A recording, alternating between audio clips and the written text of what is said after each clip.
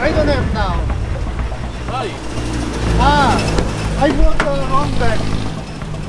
Where's your driver's license? Oh, Where's your driver's license? I have, but I don't have it with me. Actually, it's not my car. It's my friend's car who lives here. My friend. Oh, where's your friend? What's your friend? Oh, she went to the Mindanao. Right now, airport. Oo. Right now, airport this morning. I'll give 5 minutes. Oo. Then, I'll give my driver's license or driver's license. Towing.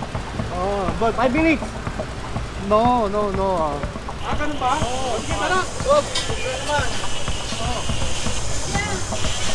Okay naman, magkaaway silang dalawa kaya nakatulong natin. Towing natin dito yung mga nasa maling parkingan sila. Isa pa, kahit nasa tamang parkingan pero naka-sidewalk, tinitira pa rin yung nasa sidewalk natin. Comply tayo dun sa complaint sa 888 hotline regarding dito sa mga illegally parked dito sa along vicinity ng Barangay Rojas District. Ito isang sasakyan na nabutan natin dito. Nasa corner area siya ng dapat kasi at least 6 meters away dun sa intersection sa kakanto. Kaya ito unattended hanggang ngayon wala pa rin yung kaya nag-decide na ang tropa na ito na natin ito. Tama natin yung isang motor na nandun na nakapark sa bangketa. Purong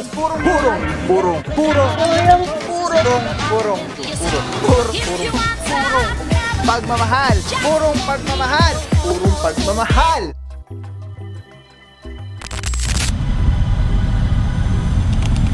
Panay Avenue pa rin po tayo mga puro. Ito, pinaalis na lang natin yung mga attended naman, may mga driver naman na mga sasakyan.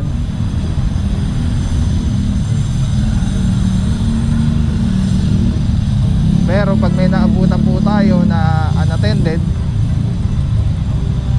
yung walang driver, ayun, yun po yung popostehan ng team. Either matikitan or worse, matow.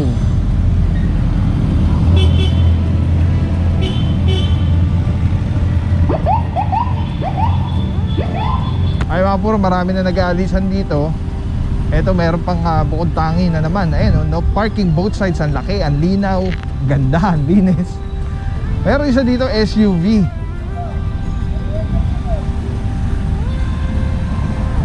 Na nakapark bukod tangi dito sa area. Yun, tinawag na ni Kuya Guard yung may-ari. Dami nila sasakyan. Hindi nakasya yung lahat ng sasakyan nila sa sa parking nila. Sana oil.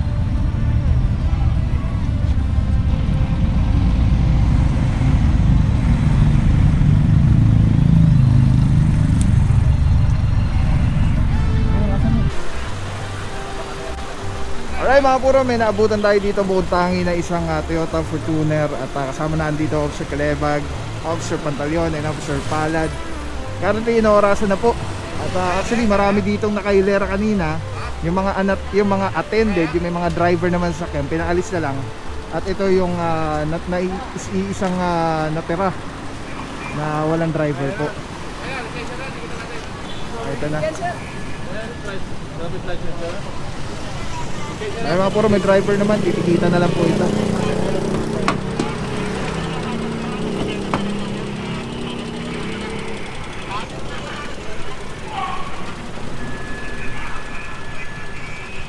Ay mga puro, dito po sa Quezon City, pagka po kayo nag-commit ng violation at natikitan po kayo, ayan, ginagamit na natin yung Maybe it's in my bag. Oh!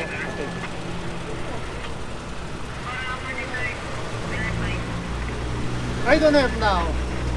Why? I brought the wrong bag. Where's your driver's license? Oh, Where's your driver's license? I have, but I don't have it with me. Actually, it's not my car. It's my friend's car who lives here. My friend. Oh! Where's your friend? What's your friend? Oh, she went to the Mindanao. Right now, airport. Oo. Right now, airport this morning. I'll give 5 minutes. Oo. Then, I'll give my driver's license or driver's license. Towing. Oh, but 5 minutes! No. I forgot to bring my license now. She asked me to bring the car inside, but how do you say? I know, but this is a Mabuhay Lane. Yeah, but we live here. We just park it No for parking. yeah. You need. I'm not living here. Oh, it's not really. Yeah, my friends left. She's now in the. Oh, she asked me to bring it. I just went up to check the workers. We have a like a ongoing remodeling the house, but I don't have my driver's license with me now. Oh, siya driver's license in the... No, my house. Oh. Oh.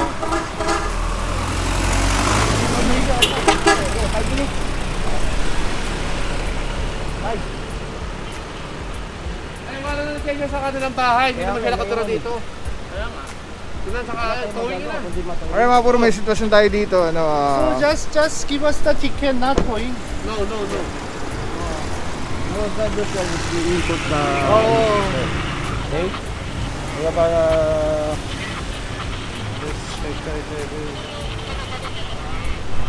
ang sitwasyon natin dito mga puro is yung taga rito, yung friend ni sir, siya yung may-ari ng sakyan. Ngayon, fortunately, umalis yung may-ari. Naiwan si sir, tinawag lang or tinext sa kanya na ipasok yung sakyan. Kaya lang, nag-commit na ng violation yung sasakyan at kailangan matikitan. Is it okay, the photo picture? Kaya pagka-picture of your driver's license. Then you will not towing it. Yes, I'll Just give you a wait. 5 minutes, ha? Okay. Alright, yan mga puro no. So yun nga, si sir yung lumabas, kailangan merong magpatiket para hindi mataw yung kanyang sakyan or else matutupo yung sakyan. Ngayon, hindi niya dala yung driver's license niya. Binibigyan natin ng consideration is pupunta siya dun sa e-portal ng LTO para ipakita niya yung driver's license niya na nandoon, para yun na lang yung titikitan. Yan. Dahil nga po yung mga driver's license nga ngayon wala pang ma-issue yung ibang so pinapayagan natin dito sa apprehension na yung Xerox copy or yung soft copy, pero kailangan official galing doon sa e-portal ng LTO. Meron naman yon pagka parehistro kayo, pa-renew ng driver's license. May may QR code, makikita nyo doon na nandun yung license nyo. Kasama natin dito Officer Pantaleon. Good morning sir. So yan ang sitwasyon natin dito, bossing. Sitwasyon kasi natin dito ay sasakyan na to, naabutan natin na not attended, wala naman driver. So binigyan natin ng 5 minutes. Although mabuhay lanes, pero bigyan natin sila ng 5 minutes para consideration na. Ngayon, yung driver, lumabas naman yung driver, ang nga sa kanya, sa kaibigan niya, itong sasakyan. Ngayon, naiwan niya yung driver's license niya dun sa loob ng condo yata o sa loob ng bahay. At pitungkuhan na lang natin para hindi na lang siya matawi at ma-issue na lang natin ng ED pa sa ticket. Nandito lang yung driver's license, naiwan lang. Okay. So yun, okay naman. Thank you so much, Officer Pantaleon. Yun naman pala mga puro, nandito lang pala yung nasa kabilang bag lang ni bossing. Kinuha lang yung driver's license, so meron naman. Pero again, pwede po yun pag sa e-portal na sa LTO site mismo, pwede po yun. Dahil nga po may mga cases tayo na wala pang na-issue na physical na driver's license na ID.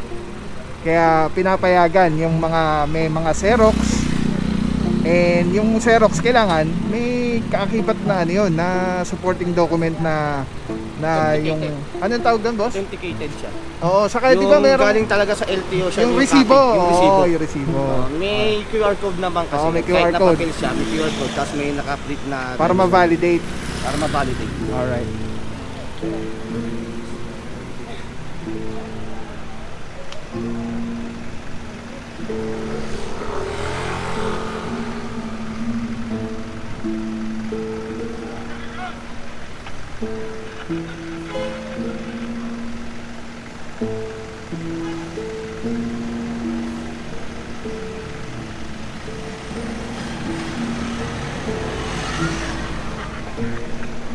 Alright mga puro, antabay lang po tayo. At titikita na lang po ito. At andito naman yung driver. Malaki menos yan kaysa mataw pa yung kanyang sakyan. Alright.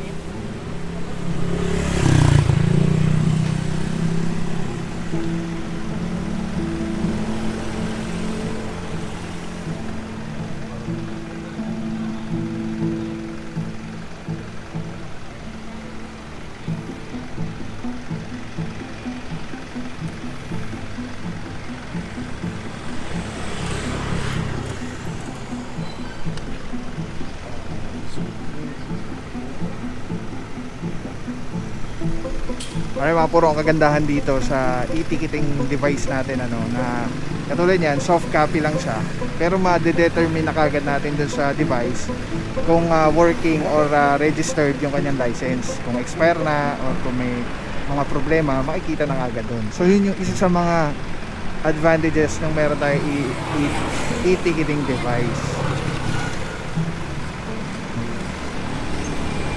Pero as always, dapat po dala natin yung yung physical na driver's license. Ngayon lang pinapayagan dahil nga merong mga pa tayo.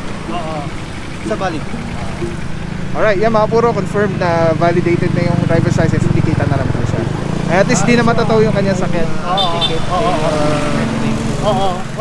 I know MMD very well. I'm a MMD consultant traffic system. Okay, sir. Alright, so yan mga puro, ticket na lang po to. Diretso po tayo. Let's go guys, puro magmamahan. Alright mga puro, proceed na po tayo sa target area sa Rojas. Hindi ko alam kung anong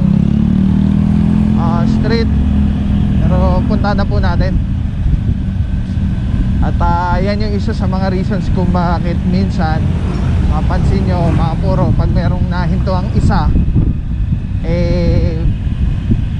kung minsan iniiwan ko na. Kasi nga, may iwan tayo, hindi natin ma-cover yung hindi natin ma-cover yung mismong yung complaint, yung area na kung saan yung mismong may reklamo. Dito marami rin talaga dito, ang Kaleraya, papuntang Kaleraya po. Barangay Rojas na to.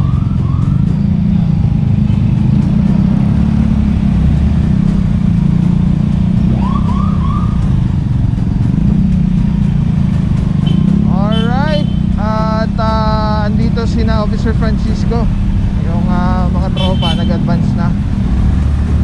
Ito, nadaanan na to. Ayan, dami ulit nakapark. Ayun, pabalik na yata sila. Ayun na, tapos na. Ayun, may nakukuha ng L300 dito. Ayun yung sinasabi natin, pag na-late tayo, pag naiwan tayo, may Mitsubishi.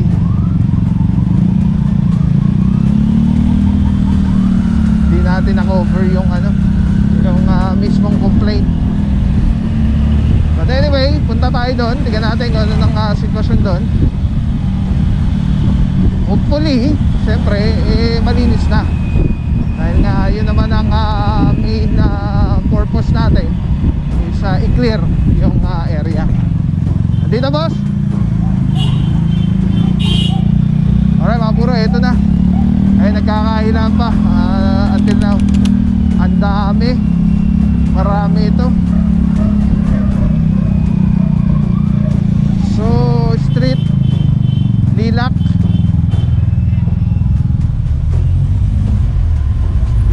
corner, Madre Silva. Naka-cover natin mga po. May susi yung driver yan. Ay, mo ito. Mababa mo.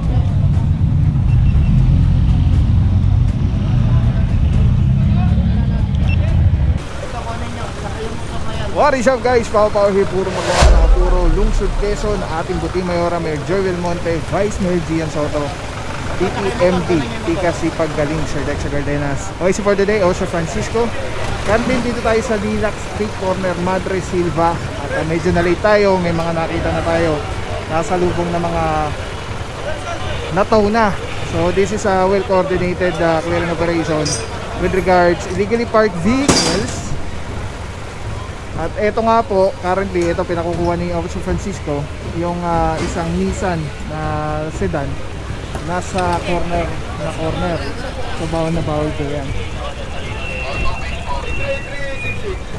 Tapos dito mga puro, may naisang pa na isang parang jeepney.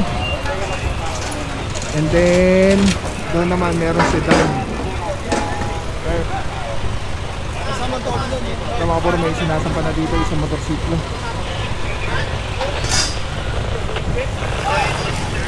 Sa bunga, para hindi na pumasok dito yung mga sakyan.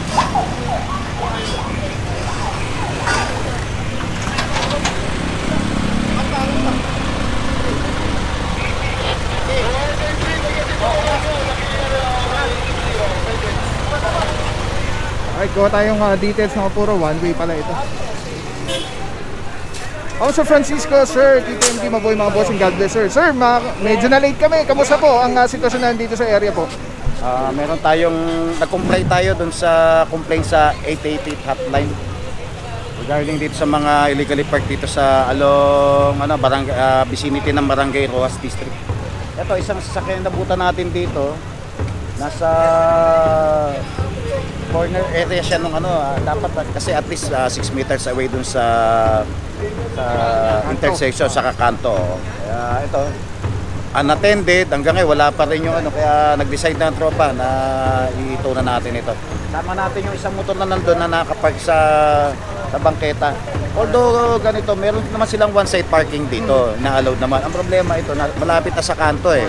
Kung manggagaling ka dito at kakaliwa ka, mahirapan kang makakaliwa. Yung blind spot na siya. Nasa blind spot siya. Okay. Alright. Sir Francisco, so far mga ilan po yung mga nasampan na natin dito sa area? Dito sa area na to, siguro mga nasa 5 sasakyan, mga 3 single motorcycle. Alright. Thank you so much, Sir Francisco. Saludo mga bossing. Kalmadong, TTMD. God bless mga boss. Yan, mga puro, ganun tayo ka-late. 5 na yung naisampatan dito. Hindi natin na-cover. Gawa ng, meron tayo kasi itong pinover pa na isang hinuli. So ngayon mga puro, 5 sasakyan, hindi lang natin alam. Pero feeling ko isa dito kasi ayan parang pinagpartingan ng ang dumi-dumi na Tapos corner lot din. So ito, dilapidated na motorsiklo. Nakuha rin, din naman to sa sidewalk. So mga puro, Sharon muna, Officer Salazar, Officer Francisco, Officer Alcaide, good morning sir. Officer Parama, Officer Saraya, Officer Tandingan, NNDA Seated 1, good morning bossing, saludo mga boss. Yan, dito naman Officer Bondok, Paraiso, Palad, Calebag, Herance. Tama rin natin Officer Valenca. At mga puro, dito rin pala, ito, hindi lang siya naka-corner, nakabangketa pa, isang owner type jeep. Ito currently tinotow na. Kasama naman natin dito, Officer Calebag. Good morning, boss. Morning, mga Boss, pao. kamusta sitwasyon ng kinakandak natin clearing operation dito, boss? Dito yung mga tinotowing natin dito, yung mga nasa maling parkingan sila. Isa pa, kahit nasa tamang parkingan pero naka-sidewalk, tinitira pa rin yung nasa sidewalk natin. So far, Barangay Rojas, Lilac Street. bossing, marami pa tayong nakuha. Marami na yung nakakuha rito. Mga nasa 4 na sasakyan ang nakakuha rito. Thank you so much, Officer Calebag. Saludo mga boss. So yun mga puro, At ayan, kasama rin natin ang tropa ng Barangay Rojas para mag-assist, mag-guide sa atin. Dahil nga katulad ng sabi ng Officer Francisco, katulad na itong area na to, meron siyang one-side parking na ordinance ng barangay. So meaning, pwede sila mag-park dyan sa side na yan. Ang kaso, bakit ko kinukuha kung isa na to, ay nasa corner. 6 meters away from the corner kasi dapat walang nakapark po dyan or free dahil nasa RA 4136 po yan, corner, driveway yan, sidewalk, mga bawal parkingan po yan. Alright, so far nalang naabutan natin isang sedan, corner, isang owner type jeep, corner na at the same time bangketa pa.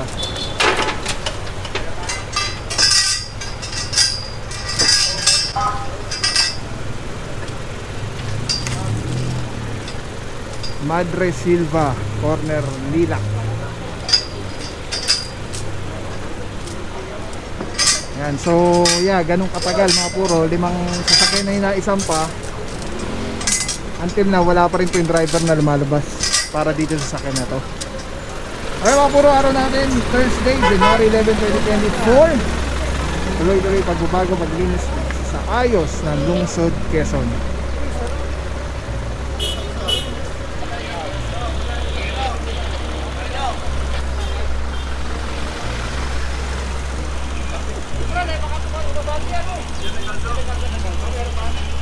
Okay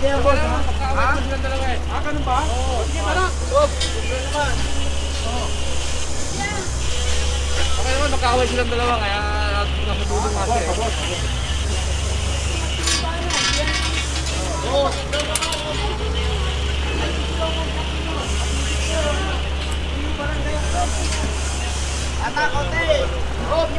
kanto-kanto po. Alangan dito. Yung ito lang po. Hindi may ticket na po. Kasi na yung pardano po. Sige po.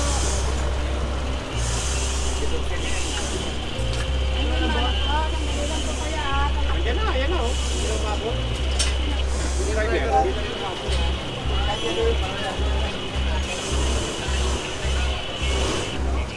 Ano daw, Aner?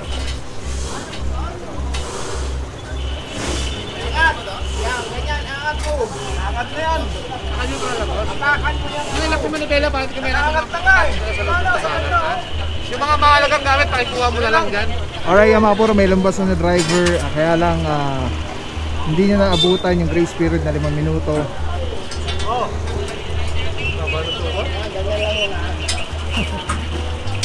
Tamaan yung ano? Lapa. Mga puro, ang away sila ni MMDC, diba? Sa Bondok, good morning sir. Morning. Mga bossing. Sa mga lodi natin yan si bossing. Ito mga puro, yun na nga, yun yung driver. Kaya lang, wala na.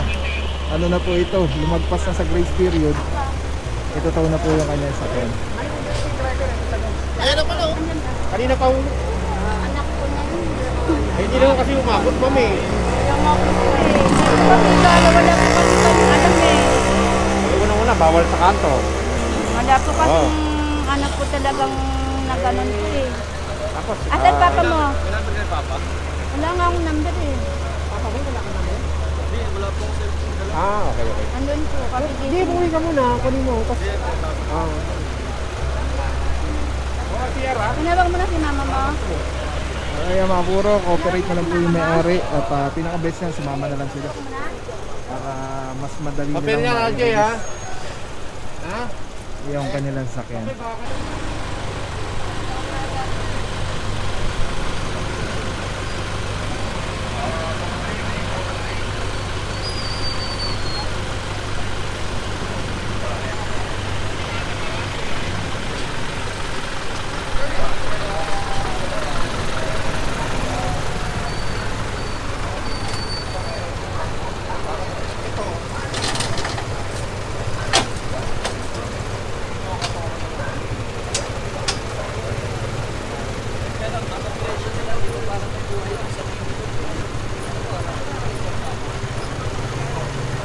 Alright mga puro, nakakama na po ito. At ano na lang, iaangat na lang. Tapos diretso na ito, Tumana Marikina, ilayan na po ito. At ito ulit, lagi-lagi na natin papakita to. Light vehicles, yan yung mga sedan, 4,500 kilogram below. 1,500 pesos for first 4 kilometers sa yung base rate. Next is medium vehicle, yan yung mga SUV for 5 kilogram to 7,500 kilos. 2,500 pesos naman first 4 kilometers. And heavy vehicle, yan yung mga closed van, mga pick-up, basta yung mga bibigat na, ayan, ito 7,500 kilogram above. Ayan. Mga truck, ayan, 4,500 first 4 kilometers naman. Tapos additional 200 pesos succeeding, for every succeeding kilometer na ibabiyahe yung kanyang sakyan. So ito, light vehicle, sedan light vehicle. Yan, yun yung penalty. Tapos depende sa layo. From here, kung saan kinuha, hanggang Tumana Marikina, yun yung kilometers na parang i-compute nyan. Yun yung gusto rin natin alamin, ano, pagka napasya tayo ng Tumana, kung paano kinukumpute yung kilometers na binahe para dun sa towing fee. Alamin natin.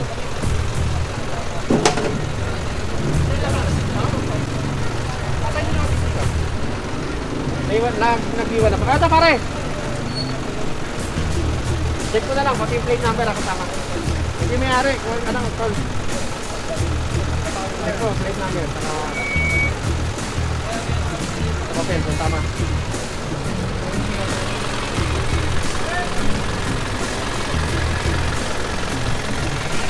Alright mga puro, so far, ayan, mukhang malinis na yung area. Compliance dun sa presidential complaint. Ito na po, natugunan na po yung inyong reklamo. Dito po sa Barangay Rojas District.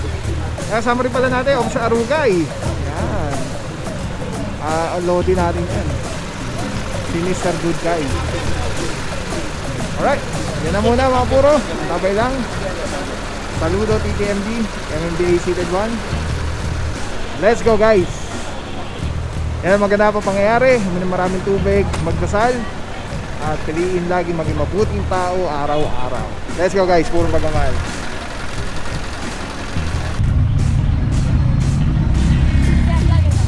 Ano page mo yan? Papa Pau. Ayan. Oh, shoutout kayo, shoutout kayo, shoutout. Charot po. Eto, subscribe ka ha. Baka di ka mag-subscribe. Okay siya. Nanonood po, pati rin mo. Oh, thank you.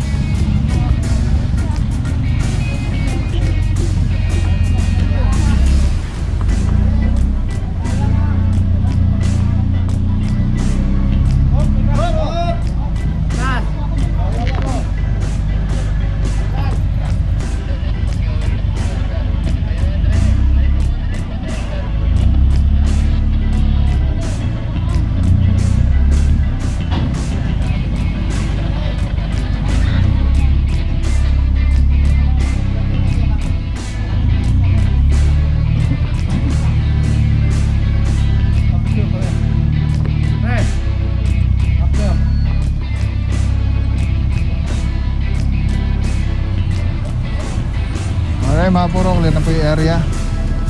Clear, clear, clear, clear, clear. Let's go. Ah, sayang. Di naabutan. Napasalamat. Appreciate na.